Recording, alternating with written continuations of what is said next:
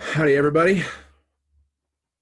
Today in our elements class, we are going to go over a couple of options from side control and body control, specifically north-south, a couple of things there, twister side control, and then we're going to talk about the north-south choke, and we're going to talk about the Darce choke, because those are um, can be kind of close. So, all right. So to start, we're going to start with got Bob here again, and I want to show you guys going from your traditional side control. That's what we're talking about today, side control, and how to adjust based on what your opponent does. Okay, so um, so when we're in regular side control, one of the escapes that your opponent can do is the runaway escape. Okay, so the runaway escape, if you remember or if you watch last week's episode, it's where I'm here like this, and instead of trying to turn into me, they actually clear my hands away and they go this way, away from you. All right. And sometimes people will attempt to do that. So they'll try to get away from you, but in the process, they don't completely get away with their hands don't get away. They try to turn away from you. And so most people will drop to try to take the back. So it's real easy right here. If you're here and you were underhook, like they came out. So now you're here. All right. So the arm was here originally. You were over the head. They created enough space to pop this arm out. So now we're here. All right. So what I'm going to do is I'm going to swing inside here like this, like I'm going to do an arm bar, right? And they don't want that to happen. So they're actually going to come down this way, and they're going to try to get back to their back. But when they do, you're actually just going to keep this position. You're going to keep that pressure up against their shoulder like this. So if you're holding on here with your gable grip against their neck and with your chest against their arm, and you're pulling in tight, you should be fine. So before that, though, if they start to come out like this and your hands are inside, it's real easy to get up close like this, go back to that over under, grab that foot like so, and then bring them over. Now you're on their back. Okay. So that's why the runaway escape can be dangerous if you don't practice it enough, or you don't entirely know how to finish, where the hands need to be. All right. Because if you're trying to push this down like you would with the runaway escape, the side control guy, and you're up here like this, and they're trying to push your hand down, grab them to hold of your wrist. So, and then in an ideal world, you'd be up here. So now I'm here, and I've gable gripped my hands together, and he tries to turn back into me. So I'm not having any luck getting my leg inside. So I'm going to move him like this so I have more room behind me. Because what you're going to do is, with this position, he starts to turn back into me, so I can't take his back because I can get my leg inside. His hips are flat, even though his upper back isn't. I'm going to sprawl straight back like this. And then I'm going to clockwise myself towards his head. So I'm going to keep this here, and I'm going to clockwise. And as I clockwise, you'll see the head start to kind of come up a little bit. This is a very uncomfortable position for my opponent. All right. This is a north-south variation. That's very uncomfortable for my opponent. And so from here, I'm going to step up with him and notice my shoulders right behind his head, and I'm going to lift him up. And some people even may tap from that because it's a kind of a neck crank a little bit.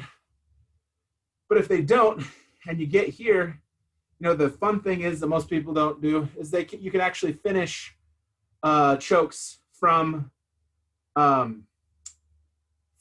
these positions. So the person is sitting up, heads up, you are here like this. So you can actually finish them. So you're gonna pull this down, reach in and grab. Then you can bring this hand up and finish with like that choke. Or worst case scenario, you're here, you get them to sit up. Now that they're sat up, then you can pull them back into you. And you can take the back that way. So that is a fairly simple but often overlooked way to control somebody's back. Because if you were like in a fight, for example, which, you know, jiu-jitsu is supposed to be about reality, and you happen to use your basic jiu-jitsu to get to this position, right? And you're holding your opponent down, and they don't know what to do, so they start trying to scramble away, and they turn away from you, right? Well, that's your opportunity to take the back and control them that way. And we'll get to the back eventually, but for right now, we're just going to talk about that side, that north-south position. All right, that is that taking the back like that is a water position, because what it does is it requires you to flow with your opponent. So if you're in that, you know, position, and then your opponent starts to turn away from you like this, then your flow moves to inside the arm like this, or and then taking the back.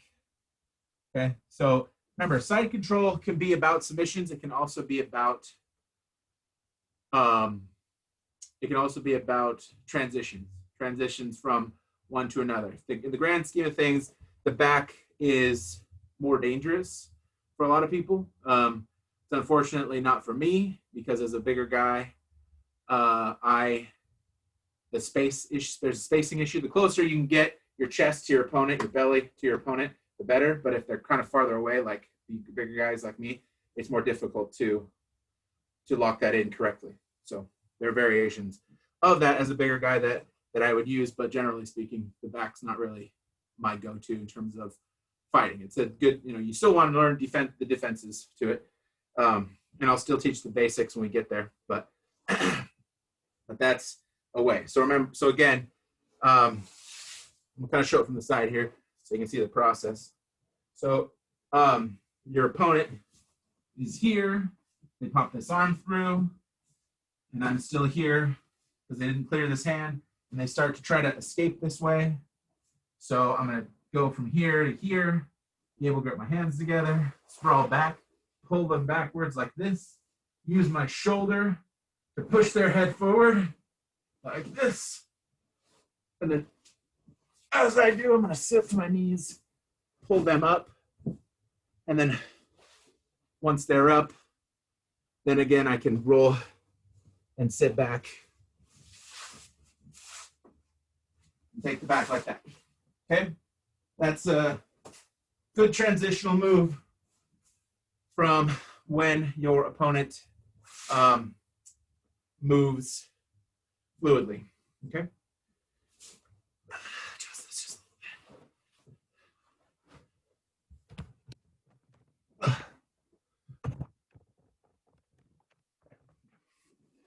All right. So our next position is the twister side control. And for you people who are interested in why they name these things, this is a side control position popularized by 10th Planet founder Eddie Bravo, who is known as a twister because of his spinal twist submission that he used in a lot of his early days in tournaments and stuff. And so he figured a way to get to your opponent's back, because most, like we were saying, if you turn away from your opponent and you don't have good clearance of the arms, they're going to take you back, your back. So most of the time, people will turn into you. That is always what they're trying to do. They're trying to turn into you. So he thought, well, if I take their back, then I'm gonna choke them out. So how can I get to the twister from this side control? Okay. So what he did is he figures. So we're here in traditional side control like this. All right. Now this is what I like to do to get there. Okay. I'll take this hand, and this may help free this in some scenarios, but I'll take this hand and I'll snake it inside this arm. Okay, make sure I can see that. So this arm's right here, it's trapping my arm, or it's just loosely over my arm or whatever. So you take this hand and you go inside, and what you're kind of do, you're gonna cross the arms across each other like this. All right, and part of the reason why I do that is because if this arm's in here and I just try to lift this arm up inside, he could easily bring it inside, and now I've lost what I want. Okay, so arms inside, you take this arm, I'm gonna go inside down to the elbow, and then once I'm down to the elbow, I'm gonna block the hip, block the legs with this hand. All right, and I'm not going to spin, I'm going to step back. Okay, because if I'm here and I spin, what I wanted here, I'll show you where we want to end up. This is where we want to end up. All right, I'm controlling this guy's outside arm. I'm sitting back on him. I've got a good base because I'm on my hip. I got my left leg or my right leg back, my left leg forward. I'm creating a base here to keep my opponent from turning into me because I have control of his upper body. Right? So I'm here like this, and what's going to happen is there's a couple things I can do here, right? This is just a good way to control my opponent. I'm basically, this is an air move because you're creating space. Before, I was directly on top of him. Now I've opened this up, and I'm controlling pretty much his whole body using my chest, my side up against his chest. And so, when you get to be a little more advanced, like intermediate, the truck is a strong position to move towards, and the truck is a leg entanglement. You got one leg trapped with one side, your arms trapped the other leg with the other side, and you got good control over it.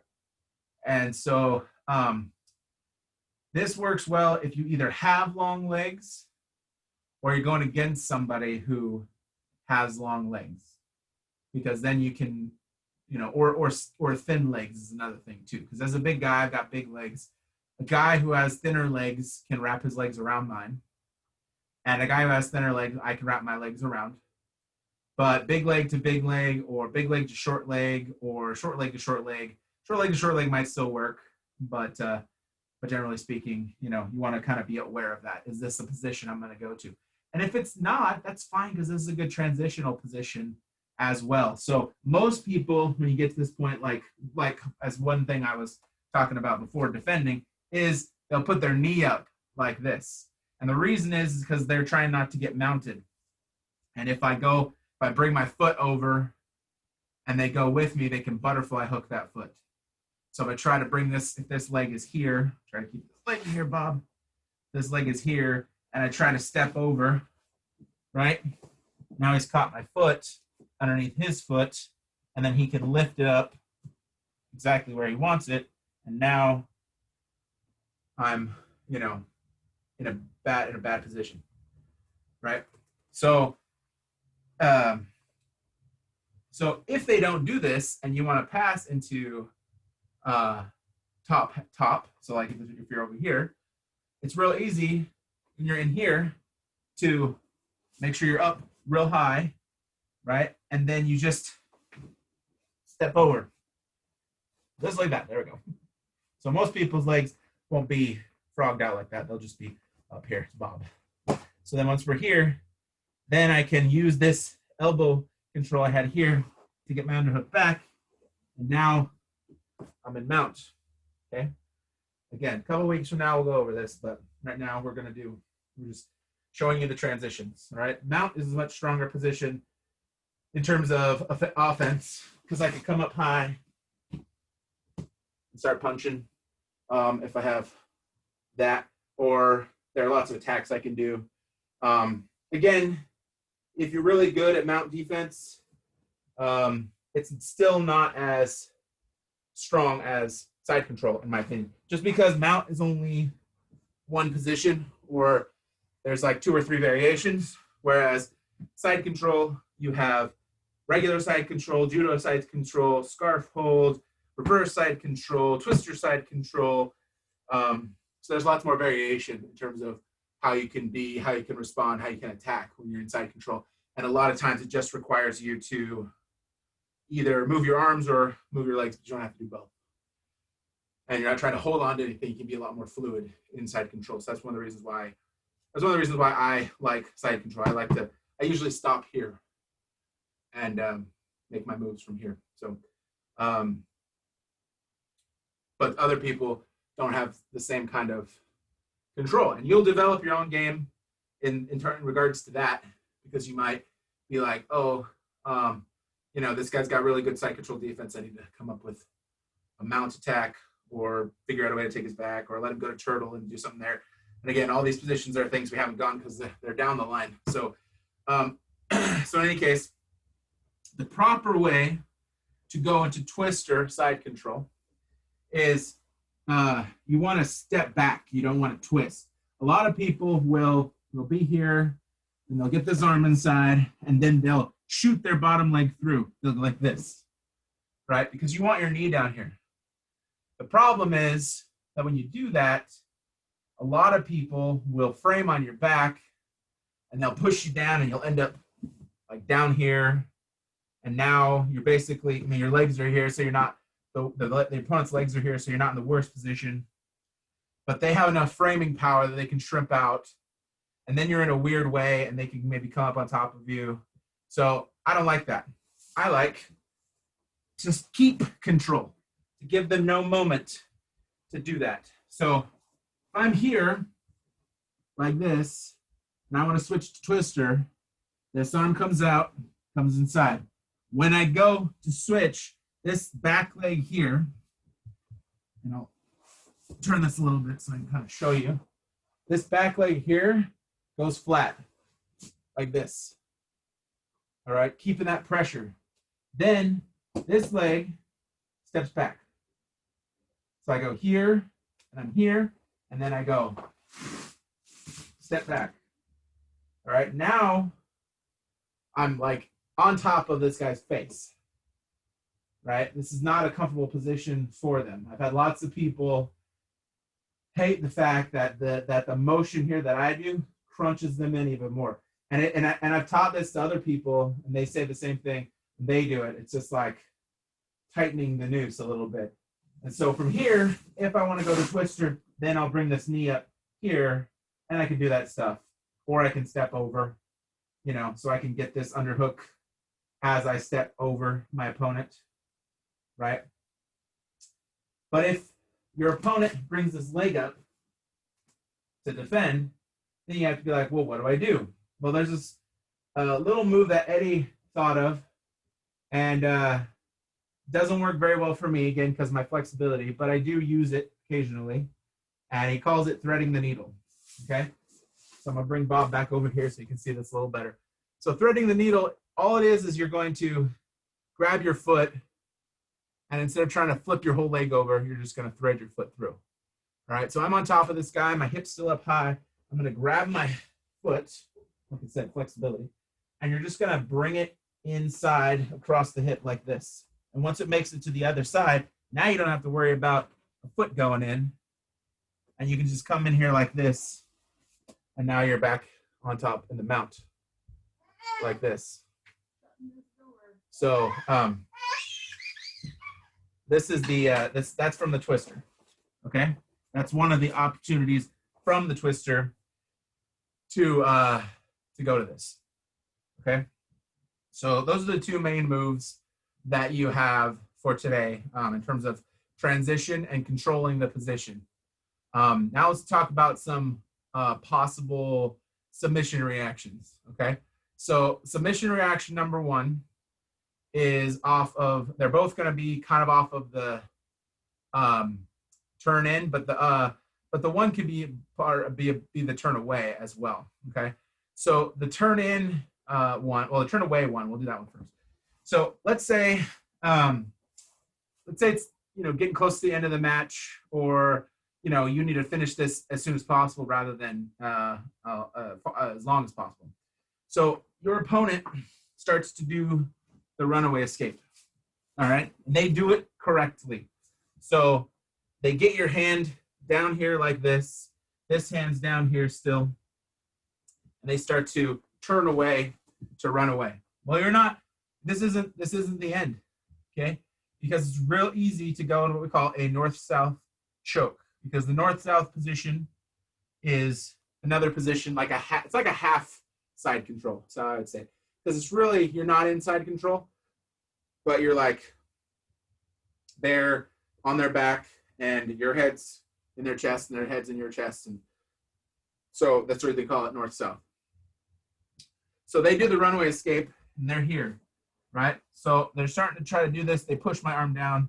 So they've got a hold of my sleeve and they push it down here. They're about to go. So what I'm going to do is I'm going to switch my arm position from this to this.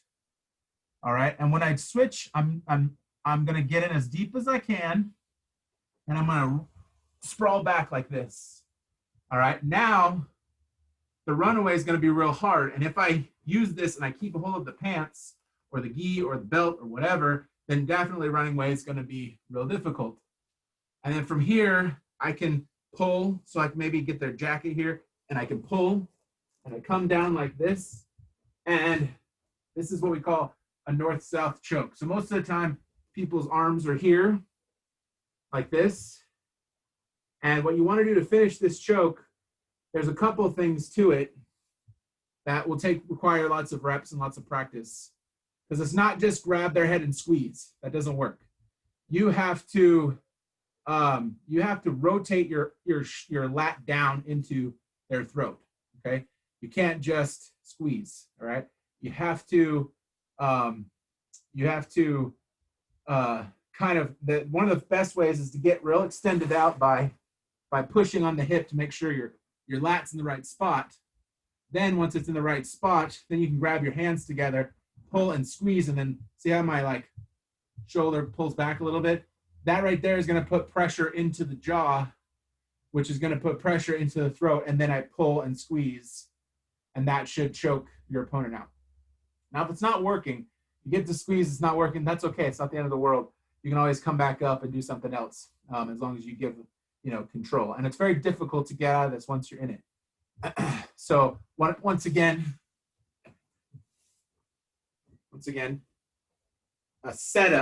one setup that is a fluid setup, because that's how I like to set up my submissions, is your opponent goes for the runaway escape here. He pushes your hand down, so like this. So you're going to switch this arm over. You're going to get it deep, and then you're going to grab their gi. So they've got a hold of your sleeve, but you can grab their gi still.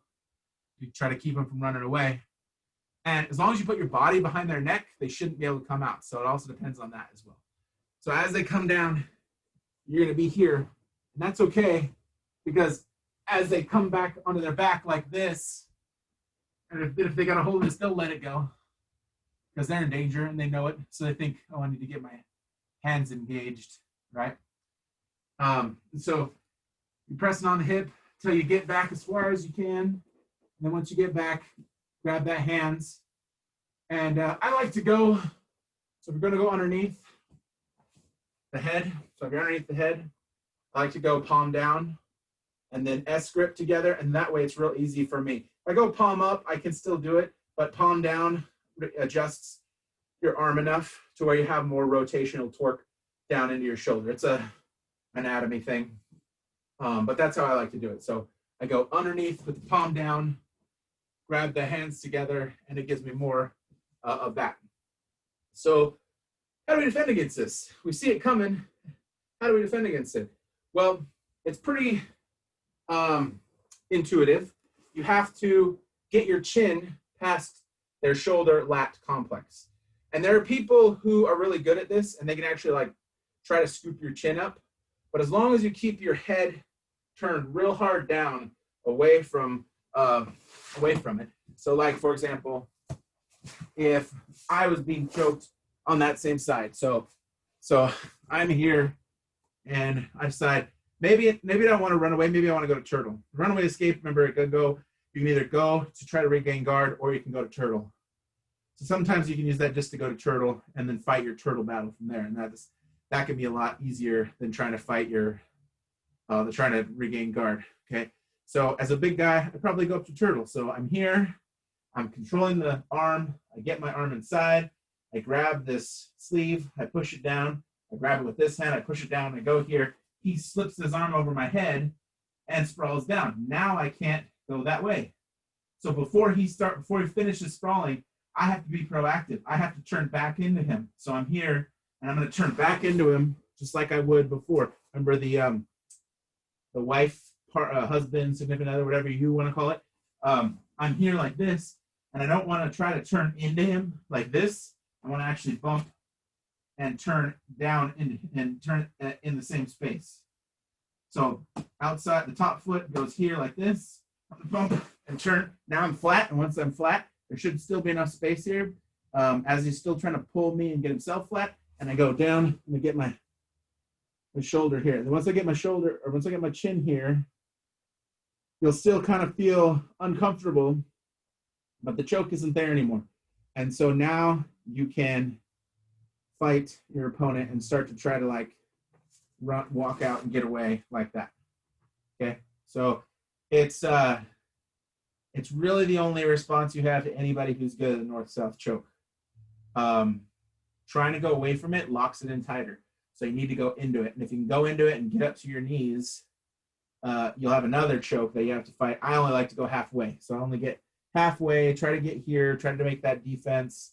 And if they try to push into me to try to reset that north-south choke, I'll usually just push back like this. And when they try to push into me, my foot stops me like that. And if I got far enough over, I can go like this. Now I've got weight stopping them from pushing me over. So sometimes it's also about how you balance your weight, right? Your opponent can't push you over if you have more weight on the side that he's pushing than he can exert. And he can't push you over if you're basing like this, okay? So this is one step away from turtle, right? Because I can just come up to my knees. This is the turtle position, okay? And this is still one step from turtle, but in a more dynamic way. So if I didn't get halfway, if I only got part of the way, I'm going to stay here. If I get the rest of the way, like up to here, then I can use that to help get me up. Okay? So that's how you defend against the Darce choke. I will also show you one other setup for that, because that's not the only way to set up the Darce choke. Another way is just to go for it. Okay? So with reverse side control, so we're here, I'm going to switch this arm over, and I'm going to block this hip, or I'm going to press on this hip. And then guess where my arm is? My arm's right there. All I got to do is flip it under. So if I'm here, I'm going to keep this pressure, just like that. Now I'm under the head. Now I sprawl back like so. And he can't frame because the arm's all kind of wonky, but I can still frame on his hip. So I'm going to frame on his hip. I'm going to come back, and I'm going to come back. And then what I'm going to do is I'm gonna let his arm through, ideally by reaching down and grabbing it. So once I'm here, I have to create a little space. There might even be a weird arm triangle from here. I have never tried it with the arm in. Most of the time, people feel real uncomfortable here anyway, so they'll usually try to pull their arm out anyway. But once they do, once they pull that arm out with the pressure they have, now we can finish.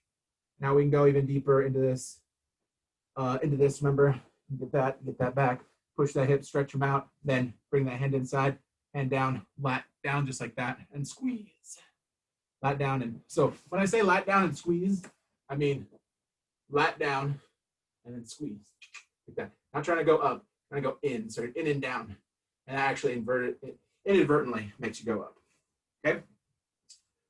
All right. So that's if your opponent turns away from you. Now, let's talk real quickly about the Darce and if your opponent turns toward you. Okay? There are a couple other collar chokes, and I'll go over those tomorrow from this similar position. But before you even get into the twister position, a lot of people, who played, if you're the type of person who plays twister, side control, a lot of people know this, and so before you have a chance to make all those switches, they keep everything tight, they come up, and they try to come inside. So your opponent turns towards you like this, and their arms down here like this. So a Darce choke is an under choke.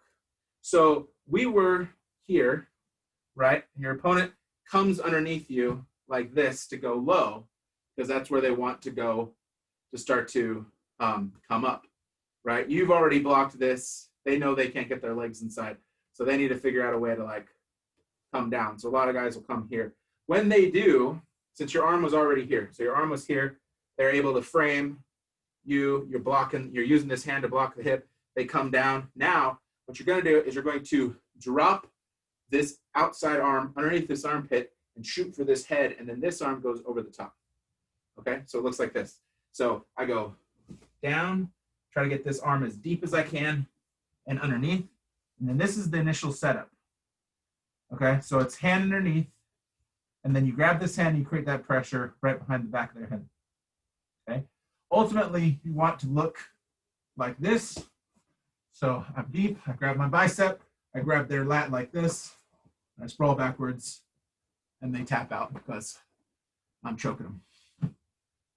Okay, but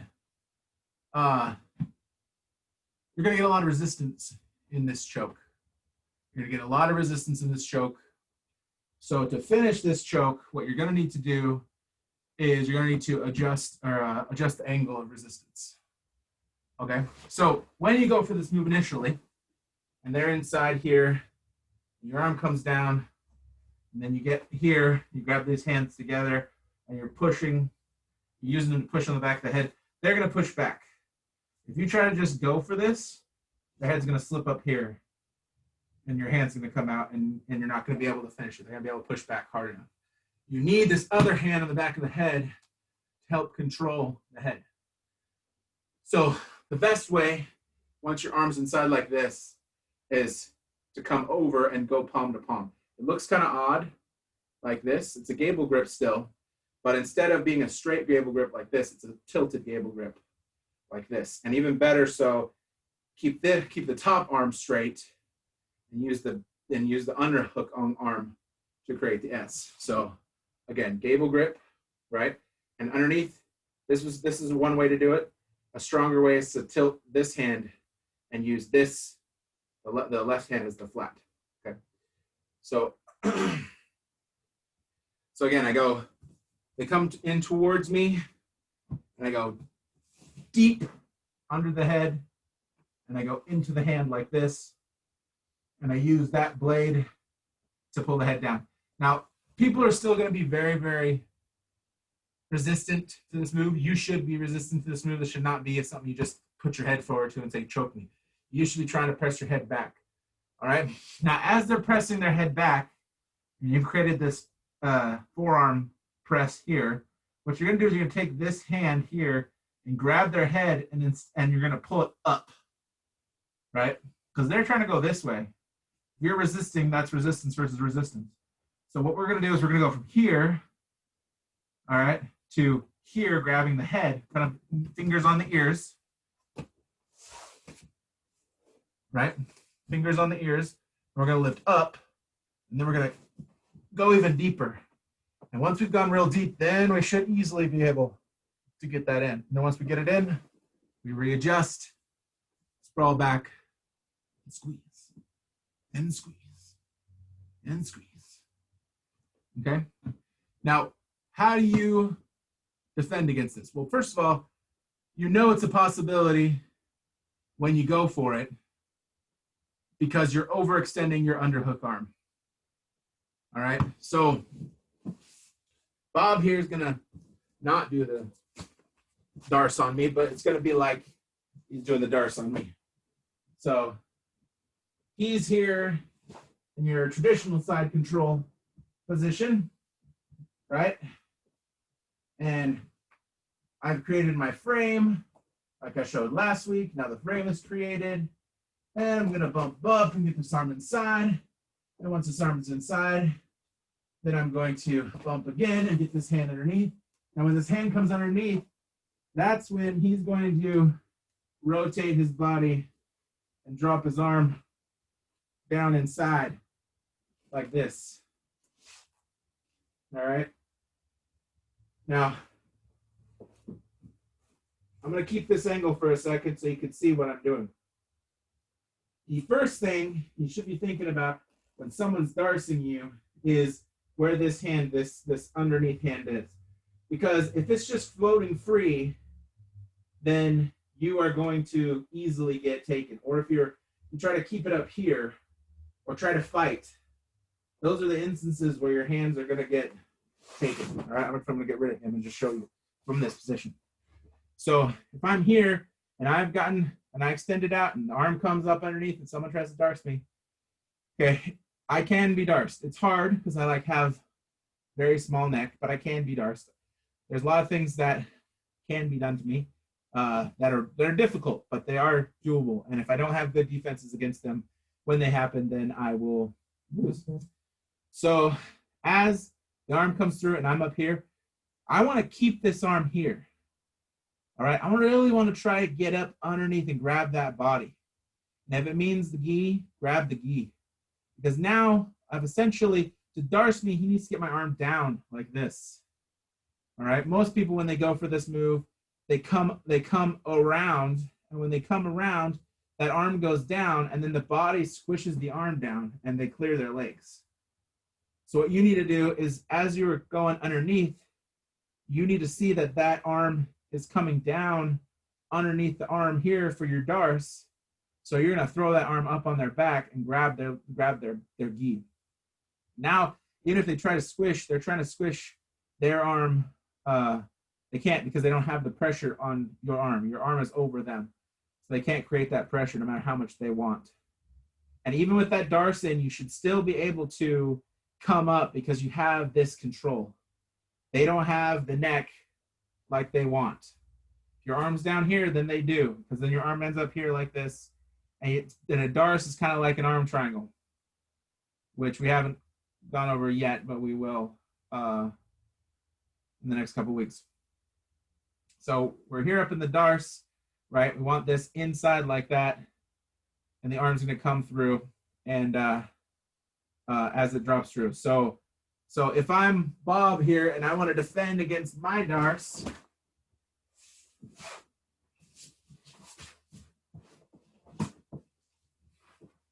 right? So Bob's turned into me, and I drop down to darce him. Okay, I as the attacker want his arm over here. He, as the defender, wants his arm up and over my back. So if he keeps his arm up and over my back, even if he gets these hands together, the pressure I'm creating up into this armpit here, this frame that I'm creating up into this armpit using his back, it's going to keep your opponent from coming down into finishing the darce. And if it really scares you, once you get there, you can roll onto your back, and that'll get you one place. You can roll forward and go up onto your knees, but if you do that, you might make the mistake of thinking, okay, I'm on my knees, now I can come in tight. And then your opponent can cinch the darce up even tighter and then actually use their forearm to flip you over, a la this move right here. So your opponent's on all fours like this, and I have the darce set up here. Have the darce set up here like this, and you decide it's okay if you bring that arm in instead of trying to get around my body. You get down here and you think, oh, I'm going to fight. Except now I'm here and I can actually dump you over like that. I can use your head, use the blade of my forearm to dump you over. So unless you're very aware of those things, I would recommend that you go to your back. Because if I'm going darce like this, right, and you get that underneath my back, and I'm here, and you roll to your back, well, I don't have a darce anymore, right? My hands are out of position. So I have to let it go. And then now that it's gone, you can try another escape or another position. Okay? So that is everything I want to go over today.